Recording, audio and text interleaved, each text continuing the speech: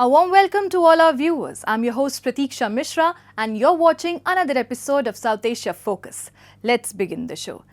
India is on a diplomatic fast track, actively engaging with the world to strengthen its ties in trade, technology and strategic cooperation. In just 1 week, New Delhi has rolled out the red carpet for top leaders from Mongolia, Canada, Afghanistan, Egypt and Sri Lanka, a clear sign of India's growing role as a global connector and a trusted partner shaping tomorrow's international order. With shifting global dynamics, India is rapidly engaging its close allies to deepen economic, security and people-to-people ties. Mongolian President Khurelsukh Ukna's visit to New Delhi marked a major step in strengthening the India-Mongolia strategic partnership. His talks with Prime Minister Narendra Modi focused on cooperation in energy, mining, culture and digital innovation, underscoring shared Buddhist heritage and democratic values. Both nations inked 10 MOUs covering humanitarian aid, heritage restoration, immigration, mineral resources, cooperatives and digital solutions. Prime Minister Modi reaffirmed that India remains a steadfast and reliable partner in Mongolia's development journey. The $1.7 billion Indian-funded oil refinery project will significantly boost Mongolia's energy security. Though current trade stands at a modest $111 million, the visit sets the stage for a deeper, future-focused partnership built on trust, connectivity and shared prosperity. Bharat Mongolia के विकास में एक दृढ़ और विश्वसनीय साझेदार रहा है। भारत की $1.7 बिलियन की लाइन ऑफ क्रेडिट से बन रहा ऑयल रिफाइनरी प्रोजेक्ट मंगोलिया की ऊर्जा सुरक्षा को मजबूती देगा। यह भारत का विश्व में सबसे बड़ा डेवलपमेंट पार्टनरशिप प्रोजेक्ट है। In another important diplomatic engagement, Canadian Foreign Minister Anita Anand arrived in New Delhi to rebuild momentum in India-Canada relations after a period of strain. Following constructive talks between the two foreign ministers, both sides agreed on a new roadmap to enhance cooperation, marking a positive step forward. The appointment of new High Commissioners in August also reflected mutual intent to strengthen communication and trust. Anand later visited Mumbai, where she met business leaders to explore opportunities in trade and investment. With India as Canada's leading source of skilled professionals and students, both nations reaffirmed their commitment to fostering closer economic and people-to-people ties.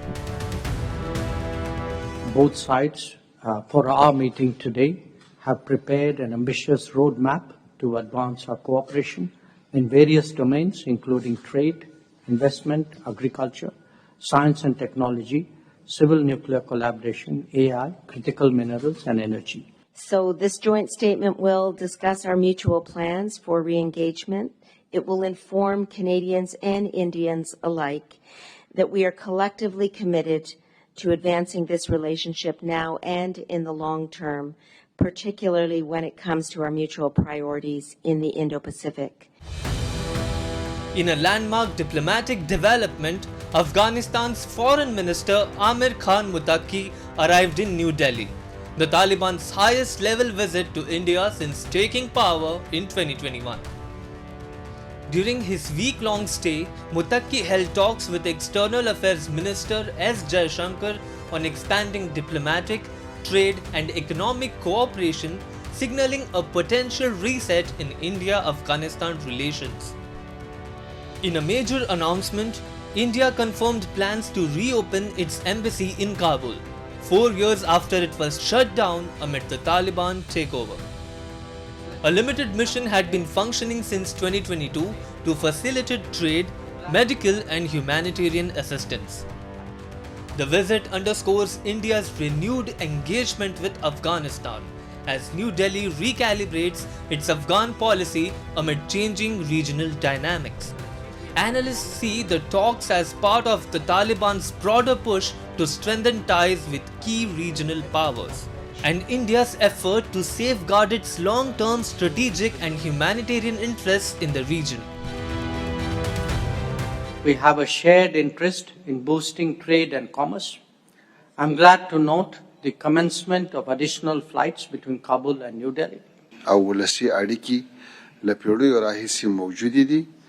دغه نزدېکت یوازې د جغرافیې نه دی بلکې دواړه لوري د سوداګرۍ، ترانزیت، سپورت او ګډ کلتور پر بنسټ هم سره تړلي پاتې شوي دي. Adding to a week of intense diplomacy, Sri Lankan Prime Minister Harini Amarasurya visited New Delhi for her first trip since taking office, meeting Prime Minister Modi and External Affairs Minister Dr. S. Jaishankar to strengthen bilateral ties. Simultaneously, Egypt's Foreign Minister Badr Abdelati attended the first India-Egypt strategic dialogue, reviewing partnership progress and meeting top Indian leaders. These high-level visits underscore India's dynamic diplomacy, reinforcing its role as a trusted partner and global connector. Tensions along the 2,600-kilometer Durand Line have exploded into one of the fire-cast Pakistan-Afghanistan confrontations in years. What began as strikes and explosions in Kabul has spilled over into deadly exchanges across multiple frontier posts, reopening old wounds between two neighbours long tied by history, insurgency and mutual suspicion. Tonight we unpack what happened, why it matters for regional security and who stands to gain or lose. The violence erupted late on October 11 when Taliban forces in Afghanistan launched coordinated attacks on Pakistani military posts along the Durand Line in what the Taliban described as retaliation for airstrikes in Kabul earlier that week. Exchanges of heavy fire were reported at multiple points in Khyber Pakhtunkhwa, Angur Adda, Bajaur, Kurram, Dir and Chitral and in Balochistan's Bahram Chah. The immediate trigger was a series of explosions in Kabul and in Paktika province earlier in the week. Afghan officials said the blasts, which rocked the capital and a civilian market, followed Pakistani strikes aimed at Tehreek-e-Taliban Pakistan operatives believed to be travelling in the city. Islamabad has not publicly taken formal credit for the Kabul strikes but has repeatedly insisted it will act against militants it blames for deadly operations inside Pakistan if those militants operate from Afghan soil. Each side paints the other as the aggressor, and independent verification of many strike and casualty claims remains limited. सरहदी इलाकों में जो हमारे दूर दराज इलाके हैं वहाँ पे कुछ अटैक हुआ है, हम उसकी मजम्मत करता है और हम पाकिस्तान हुकूमत का ये काम एक बड़ा गलती समझता है. Afghanistan's Foreign Minister Amir Khan Muttaqi, who was on an official visit to India this week, told that the situation had been brought under control. He said Afghanistan's partners including Qatar and Saudi Arabia urged restraint and that the Taliban government had halted further hostilities.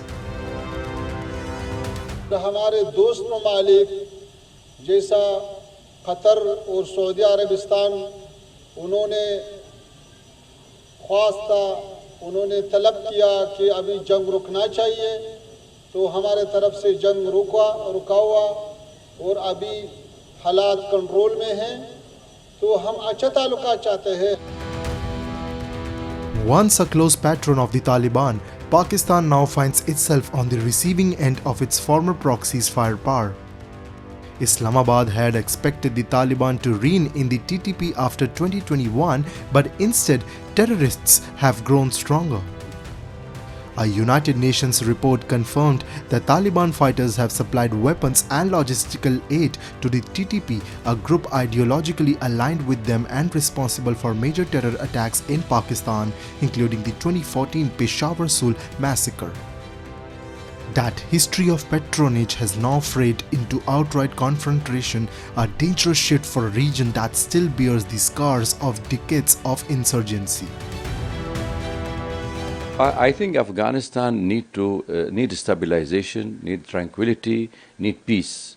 Afghanistan have suffered enough over the last 5 decades, ever since the invasion of Afghanistan by the Soviet Union and the interfighting among different factions in Afghanistan. So again, to flare up a tension between Pakistan and Afghanistan is not in the favor of any part of any countries, the stakeholder in the region, including India, South Asian region. So it's not a time for a war. And that was the Prime Minister of India have said it. It's not an era of wars. And I think Pakistan has to understand that solving a problem with Afghanistan, it's of their own interest first. Analysts say Pakistan's airstrikes and years of interference in Afghanistan's internal politics have now backfired. The Taliban views Pakistan's cross-border operations as direct aggression, while Islamabad accuses Kabul of sheltering terrorists. This cycle of blame and retaliation threatens to push both nations towards an uncontrolled conflict, endangering an already fragile region. This development has taken place, and obviously the responsibilities for this kind of retaliation which Afghan government has done against Pakistan is of Pakistani creation.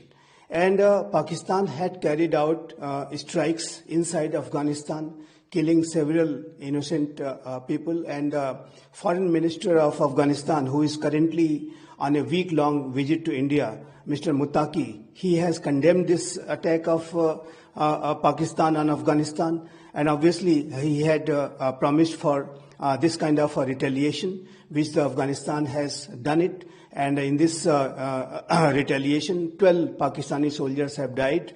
And obviously, Pakistan has got the strong response from Afghanistan. And it is quite clear that the relationship between Afghanistan and Pakistan at this point of time is very low, and it is worsening rather. For now, the border remains tense but calm, with crossings like Torkham closed and troops redeployed. Once hailed as brothers in arms, Pakistan and the Taliban are now adversaries on the frontier that has never been fully recognized by Kabul. The episode exposes a harsh truth. Pakistan's decades-old strategy of nurturing militant proxies has come full circle, leaving its western border in flames and its regional credibility in ruins.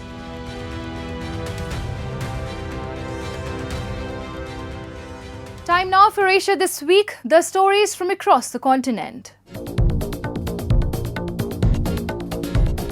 In Baghdad, 13-year-old Murad Habib sells snacks to support his family after his father's death, while also doing homework and dreaming of becoming a soccer player. Many Iraqi children like him work in markets, construction or waste picking due to poverty and conflict, says UNICEF. Laws in Iraq ban work for children under 15 and dangerous jobs for those under 18, but enforcement is weak.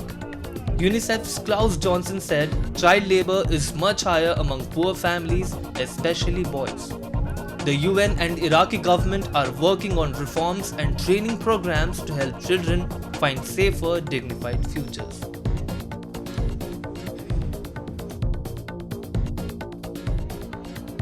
Bangladesh is facing a serious dengue outbreak with rising infections and deaths across the country.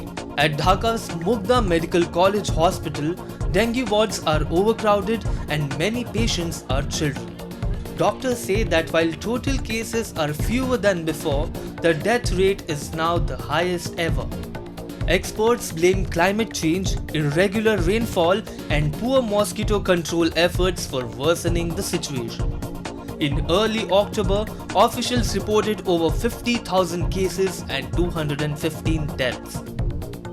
The outbreak is also being made worse by an increase in chikungunya cases, another mosquito-borne disease that causes severe joint pain and fatigue. Brazilian environmental leader Chief Ahone Metukatire, head of the Kayapo indigenous group, received the Liberatum Cultural Honour in London on October 15 for his lifelong work protecting the Amazon rainforest and supporting indigenous rights. At 93, Ahone plans to attend the upcoming COP30 conference in Brazil to urge world leaders to defend the forest and his people's lands. The event was attended by Benedict Cumberbatch, Anita and Bianca Jagger. Trudy Styler, co-founder of the Rainforest Foundation with Sting, praised Ahone's message about global environmental harm. Earlier that day, Ahone also met King Charles at St. James' Palace.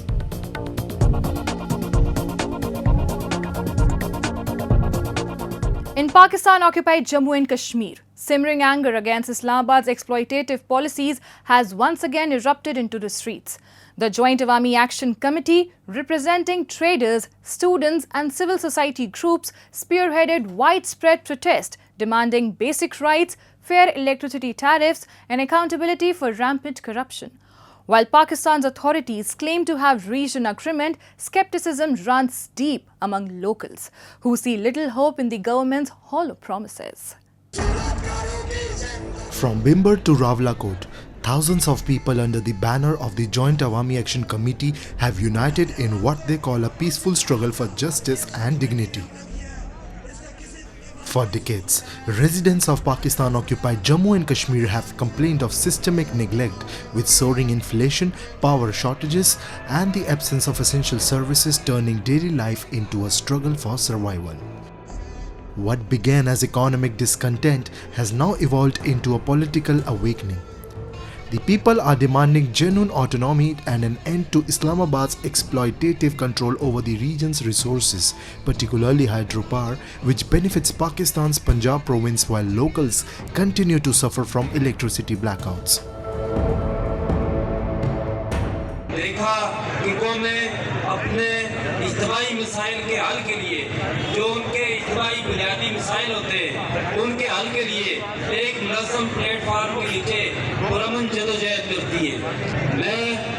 इस तहरीक के जो हमारे बुनियादी मकासद हैं वही 38 charter of निकात हैं, वो कैसे हल करने हैं वो सारी बाशऊर कौम, कश्मीरी कौम इंदर से ताव पर जान चुकी है। लेकिन वो आगे भी इसी तरह अपने जो हमारे कायदीन हैं उन्हीं की ही बातों को सुनते हुए नज़्मो ज़ब्त के साथ और पुरअमन रह के ही हल हो सकते हैं। The Joint Awami Action Committee's 38-point charter of demands includes call for fair electricity pricing, transparent governance, infrastructure development and control over local natural resources. However, despite public assurances from POJK Prime Minister Chaudhry Anwarul Haq, the ground situation remains unchanged. Locals accuse the government of staging temporary reconciliations to diffuse public anger while continuing to suppress dissent through intimidation and arrests. Recent demonstrations also turned tragic when security forces opened fire on unarmed protesters, killing several youth, an act that has sparked outrage and renewed calls for justice across the region.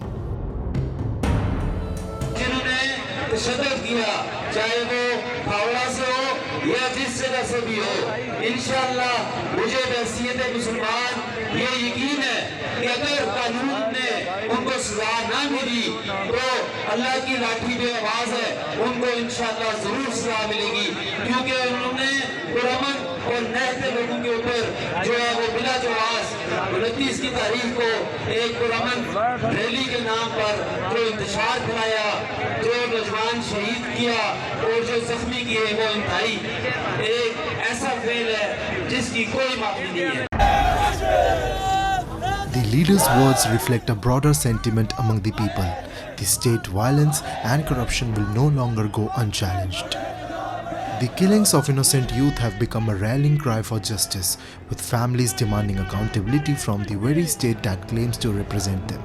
Meanwhile, Pakistan's federal government in Islamabad has chosen silence, avoiding direct comment on the unrest. Analysts say this reluctance stems from fears that acknowledging the crisis could reignite debates about Pakistan's illegal occupation and human rights violations in the region.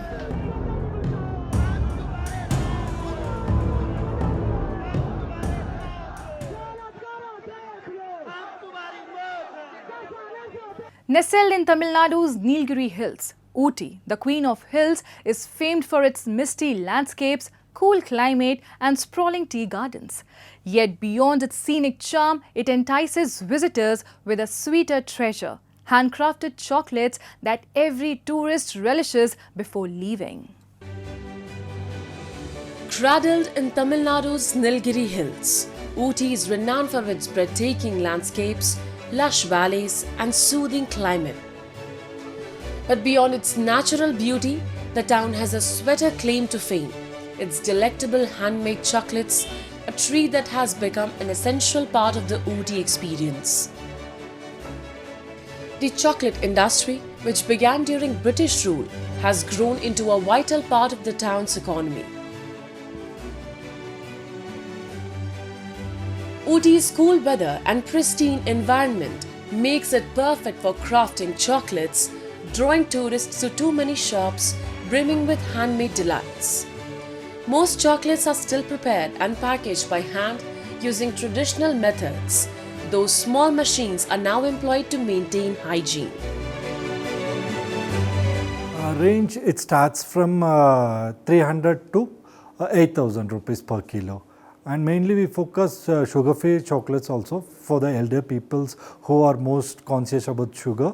We have zero sugar chocolates which has 100% cocoa, and we use alternative sugars like stevia, avarampu and other things to give a flavorful varieties of chocolates.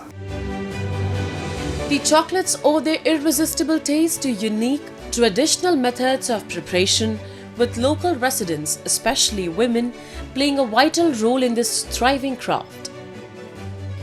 Ooty's shops and markets brim with a dazzling array of flavors: milk, dark, white, mint, coffee, strawberry, orange, almond and cashew, enticing visitors of all ages. From curious children to chocolate-loving adults, tourists eagerly sample and take home these handcrafted delights, making them a sweet highlight of every trip. I saw quite amazing variety of chocolates, and the premium ones were actually very tasty. I have tried the other commercial chocolates. What we have is more of sugar and less of chocolate, but here you can feel that authentic taste, and it was really a good experience. Ooty's handmade chocolates have become a hallmark of the city, attracting both domestic and international visitors. Shops bustle with people eager to take these treats home, and the famous Choco Story even features a chocolate museum showcasing the journey from cocoa seeds to finished creations, including unique doll-shaped chocolates. They have a museum here where they'll show the chocolate making history and the homemade chocolate culture that Ooty possesses.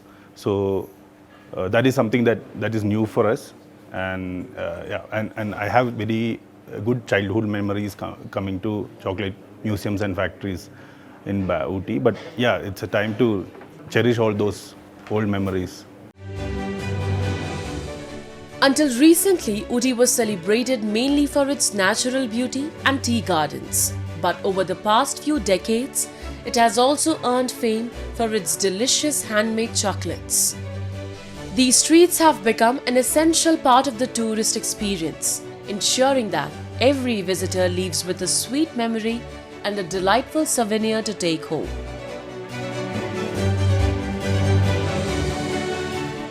A trip to Ooty is not complete without tasting these delicious chocolates, a sweet memory to take home from the hills. And with that, we come to the end of this week's episode. See you next week. Till then, goodbye and take care.